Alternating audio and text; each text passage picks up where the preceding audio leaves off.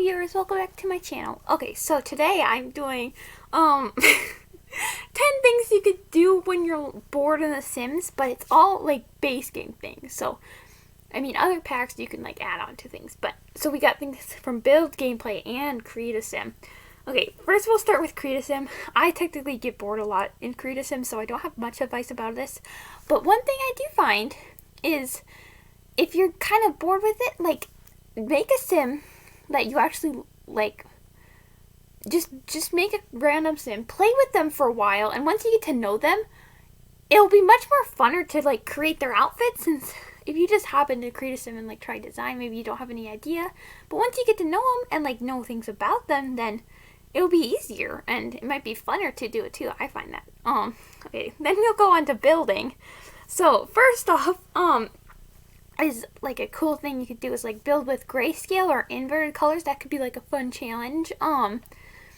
I like grayscale more since the inverted colors just look funny. But then you think like they're all so alike, but then at the end your house just looks cuckoo and it's like, what? I thought that was like yellow. That's actually blue or something. And yeah, okay. Secondly, this one I find fun a lot if I'm bored when I'm building is to ask someone you know just like to give you requirements that you have to have inside your build. Like I asked my sister, she's like, maybe you have to build in Newcrest in a large, like in a certain lot size, so maybe like 20 by 15, so the small one, and you have to have a cupcake machine in it, and it has to be like a green colored outside, and maybe the inside has to be like all really dark colors or something, and you could just like, they can write down anything for you, and there can be like set things that have to be in the build, how many people you're building it for. I find that fun too, and you can actually do it for yourself too if you want to.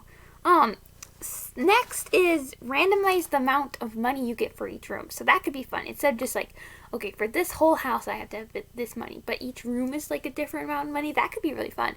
So then you might get like a depends on how much you have, but like you could get a $40,000 bathroom. You're like, what are you gonna do with that? But you probably wouldn't set that high. But and then you have like a $1,000 kitchen. You could barely afford like anything. Okay, next is randomize the amount of tiles in each room. I did this once and I had such a fun time. Like I had to like a 24 tile bathroom, and I'm like, how am I gonna first this? But it was so much fun and I had such a good time. Than just like building a normal house like than you normally do. But with that, like it's very different. Like I ended up with a really tiny, only 5 tile kitchen with like you could even put a sink in there since there's no room. Okay, and then lastly we got the gameplay side of it. Okay, so try starting a legacy challenge. That's what I'd say. Though I know like my sister has a really hard time playing with it, so this is my advice. Once you get through the first generation, which might be kind of hard, but like make sure the first generation your sim has lots of kids, since if you get bored with one generation, like you could just like say your first kid had like 5 kids, and if you don't want to play with like number 1's family, you go over to number 2 or number 3 and you just do that. So that's how I've been playing with my legacy challenge for a long time. Like if I get bored with one people, I just switch on to someone else. Or I find like moving houses sometimes fun to do too. Okay, secondly is make it like an awesome sim with like a bunch of good traits. Like this would also help with parenthood if you had that, but you don't need it. Like once they're a toddler, you get all their toddler skills up to level 5, so they become like a top-notch toddler. Then once they become a kid, you got to get all their skills up to level 10, and then you can actually get more skills up once you hit all those to level 10. You could get like the piano skill or logic skill, and once they become teens, like get their skills too. That could be fun. Maybe, yeah. And then once they become an adult, you could complete their like aspirations and get everything complete. Another one is like make sims with all the bad traits instead, which would be kind of hard to do, but just like make them be mean to everyone and like don't have them go to school. Like make them become F grade students. I do that sometimes too. That's happened before. And it's just fun, and just like make them be mean and like have no friends.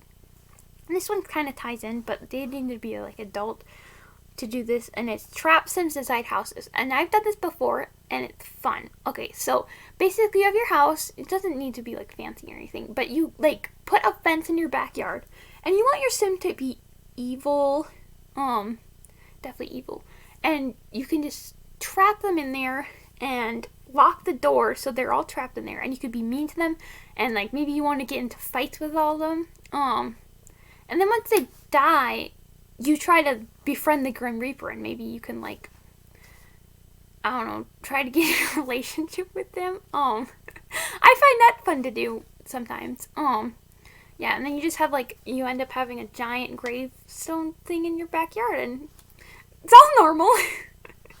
And then lastly is play with multiple houses. I know I did this when I only had the base game. I'd have like many houses going, and I wanted them to like all intersect as families. Like their daughter's gonna marry this other family's daughter, and then they'll have like children too, and then yeah, it's all a big thing. And then yeah, I think I had like 20 households I played with, and it's fun to do that too. Though sometimes it is kind of bad since then you don't feel like you're attached to other Sims as much. So I normally do that on like long lifespan, so they don't age up, and then I just age them up when I want them to age up. So that's all cool.